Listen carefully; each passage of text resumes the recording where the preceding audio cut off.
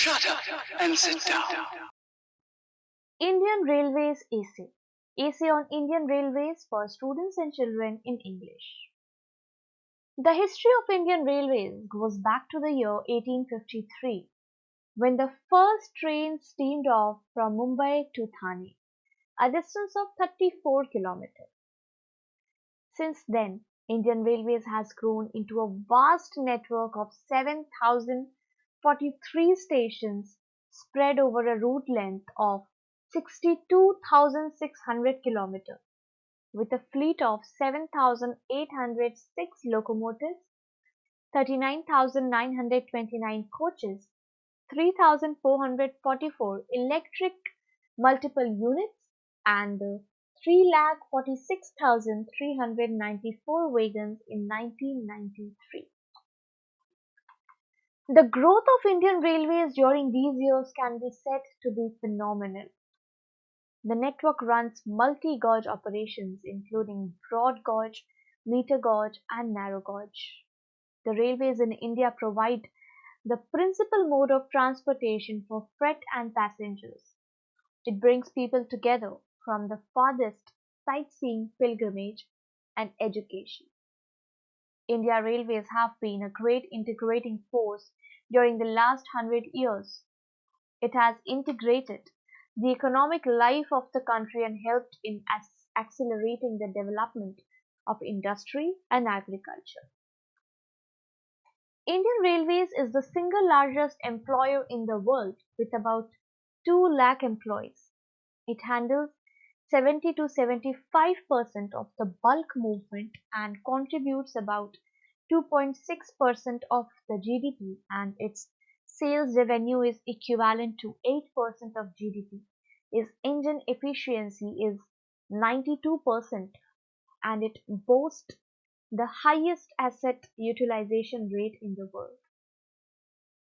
But on the minus side, 40% of its wagons movement is empty. It offers over 104 types of concessions to its travelers, so much so that almost half the passengers on a train are discount passengers. During 1995 to 96, the Indian Railways incurred a loss of rupees 12.16 billion in passenger service and transportation of essential goods. It is divided into 9 zones and further subdivided into 59 divisions. Divisions are the basic operating units. The main objective of railway planning has been to develop the transport infrastructure to carry the projected quantum of traffic and meet the development needs of the economy. So far, Indian Railways have implemented 8 5-year plans apart from annual plans in some years. During the plan periods, the emphasis has been on a comprehensive program of system modernization. During the decade 1991 to 2000, about 60% increase in total traffic is anticipated. With most of the hardcore routes nearly saturated, it is going to be the most challenging to maintain viability in the face of rising cost and competition from the private section in transportation by roads. To meet these challenges, it would be necessary to improve staff productivity, efficiency, reliability, safety, etc., with the adoption of appropriate technologies like more power and energy efficient locomotives, and also to make substantial investment for network development wherever the existing line capacity is under strain. The project Unigauge was launched in 1992 to 93, and under it, the Indian Railways is determined to transform the existing meter and narrow gauge into broad gauge by 2004. About 12,000 kilometers of lines has been identified for conversion by 1997, the end of the 8th 5-year plan. The gauge conversion during 1952 to 1992 has been 3,100 kilometers. Between electrification was done, with this, out of 62,600 route kilometer, 12,875 route kilometer have been electrified. The target for 1996 to 97 is 634 km, with which the 8th plan target of 2,700 km will be achieved.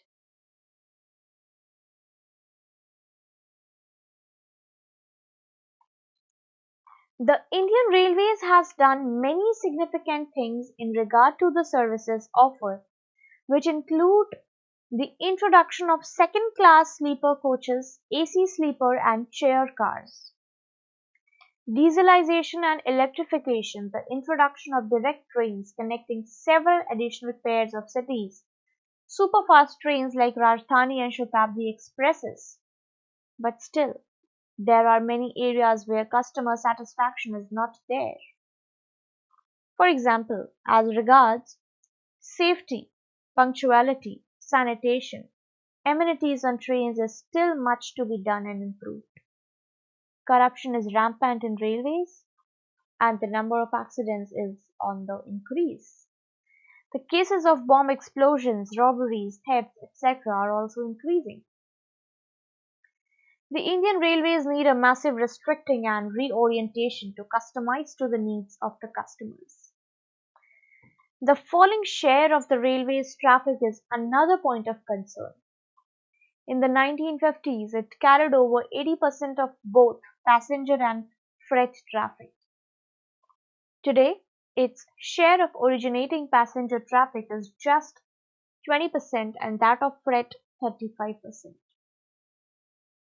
The plain support for the railways has also fallen from 80% to about 15% of the total capital expenses during the last 5 years. Yet, the monolith railways carries over 70 to 75% of the bulk traffic and 80% of the long distance passenger traffic. The AF Ferguson report has made many suggestions and recommendations to affect mass restructuring in regard to passenger traffic, cargo movement and organizational matters. Some of these recommendations are reduction in transit time, strengthening customer interface facilities, the introduction of schemes like overnight or frequent traveler scheme, intermodal transport facilities, capacity addition, rotation of menus, improvement of hygiene, offering communication facilities on the trains, etc.